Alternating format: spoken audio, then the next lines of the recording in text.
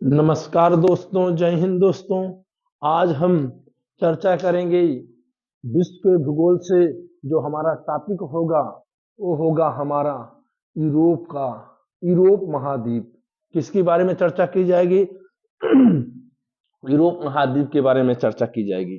चलिए, तो यूरोप महाद्वीप विश्व का छठवां बड़ा महाद्वीप है। कौन सा है? छठवां बड़ा महाद्वीप है। छठवां बड़ा महाद्वीप है। ठीक, दुनिया का छठवां बड़ा महाद्वीप है। चलिए, यूरोप महाद्वीप उत्तरी गोलार्ध में स्थित है। किस गोलार्ध में उत्तरी है? गोलार्ध उत्तरी गोलार्ध में स्थित है। उत्तरी गोलार्ध में स्थित है। और उत्तरी गोलार्ध का सबसे छोटा महाद्वीप कौन सा है? वो है यूरोप महाद्वीप। चलिए, यूरोप महाद्वीप में लगभग कितने देश हैं? तो 50 देश हैं। कितने देश? 50 देश लगभग यूरोप महाद्वीप के अंतर्गत आते हैं। चलिए, यूरोप महाद्वीप तीन ओर से सागरों से घिरा होने के कारण इसे प्रायद्वीपों का महाद्वीप कहा जाता है। प्रायद्वीपों का महाद्वीप कहते हैं। प्रायद्वीपों का महाद्वीप कहते हैं। प्रायद्वीपों का महाद्वीप कहा जाता है। चलिए, और यूरोप महाद्वीप उत्तरी गोलार्ध का सबसे छोटा महाद्वीप है। यूरोप जो है उत्तरी गोलार्ध का सबसे छोटा महाद्वीप है। चलिए, यूरोप महाद्वीप के उत्तर में क्या है? आर्कटिक महासागर। आर्कटिक महासागर और उत्तर में आर्कटिक महासागर, दक्षिण में भूमध्य सागर।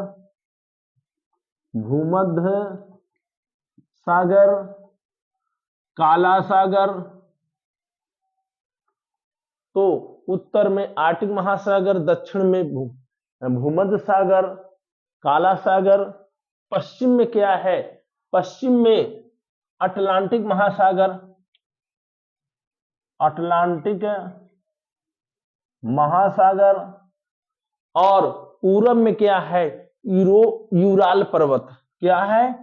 यूराल पर्वत। और एशिया की सीमा रेखा बनाता है यूरोप। चलिए आगे देखिए, यूरोप महाद्वीप का क्षेत्रफल और जनसंख्या में सबसे बड़ा देश कौन सा है? तो सबसे बड़ा देश है रूस। क्षेत्रफल और जनसंख्या में सबसे बड़ा यूरोप का कौन सा है? रूस। चलिए, रूस एकमात्र देश है जो एशिया और यूरोप दोनों में पड़ता है। क्या है? एशिया और यूरोप दोनों में पड़ता है, इसलिए से यूरेशिया भी कहा जाता है। चलिए, और रूस की राजधानी क्या है? मॉस्को। मॉस्को जो 5 सागरों का बंदरगाह बनाती है। मॉस्को जो है, मॉस्को 5 सागरों का पत्तन बनाता है मॉस्को। तो मॉस्को के अंतर्गत 5 सागर कौन कौन से हैं? पहला है कैस्पियन सागर, दूसरा है काला सागर, ठीक है, बाल्टिक सागर, तीसरा बाल्टिक सागर, चौथा है श्वेत सागर, और पांचवा आपका है लडोगा झील। कौन है? लडोगा झील। तो 5 सागरों का पत्तन कौन कहलाता है? मॉस्को कहलाता है। और मॉस्को किसकी राजधानी है? रूस की राजधानी है। क्षेत्रफल और जनसंख्या में सबसे बड़ा देश कौन है? रूस है। वहीं बात कर लेते हैं यूरोप महाद्वीप का क्षेत्रफल और जनसंख्या में सबसे छोटा देश कौन सा है? तो वो है वेटिकन सिटी। वेटिकन सिटी ये यूरोप महाद्वीप का सबसे छोटा क्षेत्रफल और जनसंख्या में है। वेटिकन सिटी की थोड़ा सा चर्चा कर लेते। वेटिकन सिटी का कुल एरिया कितना है? 44 हेक्टेयर है। 44 हेक्टेयर है, और 44 हेक्टेयर है, और जनसंख्या लगभग 1000 जनसंख्या है। जो दुनिया का सबसे छोटा देश है, जो इटली के अंदर भागों में स्थित है। कौन? Vatican city. चलिए, यूरोप महाद्वीप का सबसे ऊंचा पर्वत कौन सा है? तो माउंट एलबुर्ज है। क्या है? माउंट एलबुर्ज। एलबुर्ज जो काकेकस पर्वत में पड़ता है, रूस में पड़ता है। यूरोप महाद्वीप का सबसे ऊंचा पर्वत है माउंट एलबुर्ज, जिसकी ऊंचाई 5642 मीटर है। 5642 मीटर है। ये यूरोप महाद्वीप का सबसे ऊंचा पर्वत है। चले वही बात कर लेते हैं, यूरोप महाद्वीप की सबसे लंबी नदी कौन सी है? तो ओल्गा नदी है। ओल्गा नदी, जो कहां बहती है? रूस में बहती है। जिसकी कुल लंबाई कितनी है? तो 3690 किलोमीटर है ओल्गा नदी की लंबाई, जो यूरोप महाद्वीप की सबसे लंबी नदी है। वहीं बात कर लेते हैं राइन नदी। नदी के बारे में चर्चा कर लेते हैं। राइन नदी, राइन नदी यूरोप महाद्वीप की कोयला नदी कही जाती है, और यूरोप महाद्वीप की सबसे व्यस्त अंतःस्थलीय नदी है। यानी यूरोप के अंतःस्थलीय भागों में सबसे व्यस्त नदी कौन है? ये राइन नदी है। राइन नदी पर कोयले का बहुत ज्यादा व्यापार होता है, इसलिए इस नदी को कौन नदी कहा जाता है? कोयला नदी। कोयला नदी, कोयला नदी भी कहा जाता है, या कोल नदी भी कहा जाता है। वहीं बात कर लेते हैं यूरोप महाद्वीप की डेन्यूब नदी। कौन नदी? डेन्यूब नदी। डेन्यूब नदी, डेन्यूब नदी बहुत महत्वपूर्ण नदी है यूरोप महाद्वीप की। डेन्यूब नदी, जिसकी लंबाई की बात कर ले तो 2842 किलोमीटर है, और यह 5 देशों से होकर बहती है। डेन्यूब नदी 5 देश और 5 देशों की राजधानियों से होकर बहती है। 5 देश कौन कौन से हैं? तो पहला देश आपका ऑस्ट्रिया, ऑस्ट्रिया। दूसरा देश ऑस्ट्रिया। दूसरा है बुल्गारिया, बुल्गारिया। तीसरा देश है चेकोस्लोवाकिया, चेकोस्लोवाकिया। चौथा है यूगोस्लाविया, यूगोस्लाविया। और पांचवा है आपका, पहला ऑस्ट्रिया, दूसरा बुल्गारिया, तीसरा चेकोस्लाविया, चौथा यूगोस्लाविया। तो इन 4-5 देशों से होकर कौन नदी गुजरती है? डेन्यूब नदी गुजरती है। चले और आगे बढ़ चलते हैं। उसके बाद देखते हैं, चर्चा कर लेते हैं फ्रांस के बारे में। फ्रांस, तो फ्रांस आकार एवं जलवायु के आधार पर यूरोप का लघु यूरोप कहलाता है। कौन? फ्रांस। आकार एवं जलवायु के आधार पर जो फ्रांस है, यूरोप का लघु यूरोप कहलाता है फ्रांस। फ्रांस की राजधानी क्या है? पेरिस। और पेरिस किस नदी के तट पर बसा हुआ है? तो सीन नदी के तट पर बसा हुआ। कौन नदी? सीन नदी के तट पर बसा हुआ है। चलिए, जो फ्रांस है यूरोप में एक ऐसा देश है जो खाद्यान्न उत्पादन में आत्मनिर्भर देश है, इसलिए फ्रांस को किसानों का देश कहा जाता है। फ्रांस को किसका देश कहा जाता है? किसानों का देश कहा जाता है। फ्रांस को किसानों का देश कहा जाता है। चलिए, फ्रांस को सबसे, जो फ्रांस की राजधानी पेरिस है, दुनिया का सबसे सुंदर नगर कहा जाता है, इसलिए इसे, जो फ्रांस को सुरा और सुंदरियों का देश कहा जाता है। सुरा और सुंदरियों का देश किसे कहा जाता है? फ्रांस को कहा जाता है। चलिए,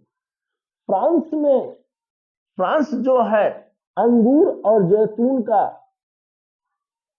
अंगूर, जैतून और सेब का विश्व प्रसिद्ध सबसे ज्यादा उत्पादन करता है और अंगूर से शैंपेन नामक शराब बनाई जाती है।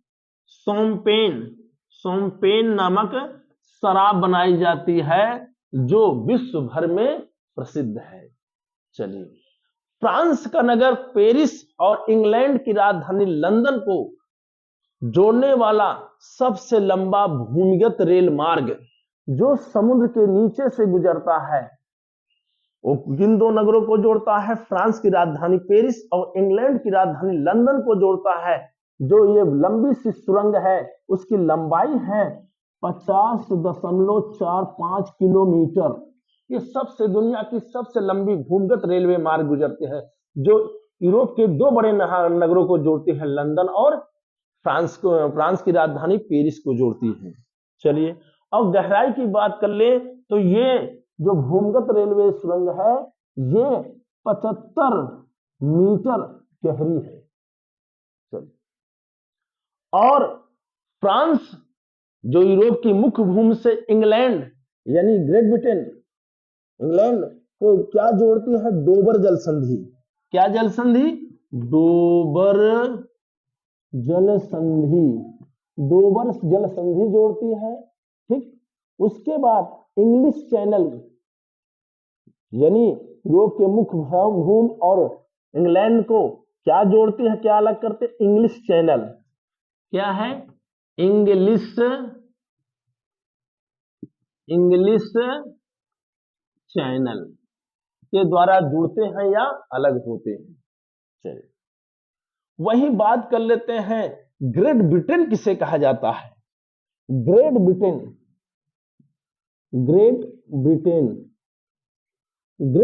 किसे कहा जाता है? तो ग्रेट ब्रिटेन के अंतर्गत क्या क्या आते हैं? तो पहला क्षेत्र आएगा वेल्स, आएगा। दूसरा स्कॉटलैंड और तीसरा क्षेत्र इंग्लैंड और चौथा क्षेत्र आएगा उत्तरी आयरलैंड।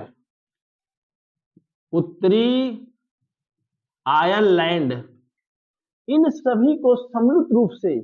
सभी क्षेत्रों को सम्मिलित रूप से क्या कहा जाता है?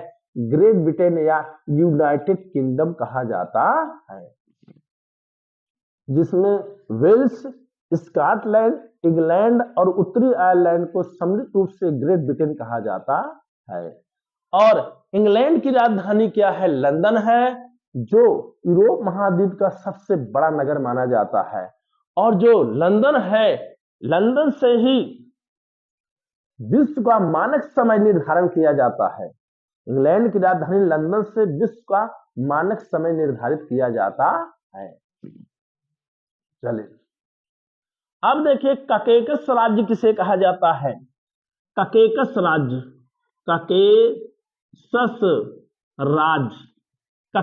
राज्य के अंतर्गत कौन कौन से देश आते हैं? तो पहला देश आएगा जॉर्जिया, दूसरा आर्मेनिया, तीसरा अजरबैजान। तो तीन जो देश हैं वो ककेकस राज्य कहलाते हैं, जॉर्जिया, आर्मेनिया, अजरबैजान। चलिए आगे, अब बात कर लेते हैं यूक्रेन की। क्या है? यूक्रेन की राजधानी कीव। यूक्रेन की राजधानी क्या है? कीव। और यूक्रेन को विश्व का अन्न भंडार या रोटी की डलिया कहा जाता है। किसको? यूक्रेन को विश्व का अन्न भंडार या रोटी की डलिया कहा जाता है। बात कर लेते हैं फिनलैंड को हजार झीलों का देश या झीलों का देश कहा जाता है। लगभग बहुत सारी झीलें हैं फिनलैंड में। फिनलैंड को झीलों का देश कहा जाता है। बात अब कर लेते हैं हॉलैंड और नीदरलैंड की। हॉलैंड और नीदरलैंड की बात कर लेते हैं। हॉलैंड और नीदरलैंड की, हॉलैंड और नीदरलैंड की बात कर लेते हैं। चलिए, हॉलैंड या नीदरलैंड की राजधानी एम्स्टर्डम। तो हॉलैंड या नीदरलैंड के बारे में बात कर लेते हैं। हॉलैंड, हॉलैंड या नीदरलैंड। तो नीदरलैंड की बात कर लेते हैं हॉलैंड की।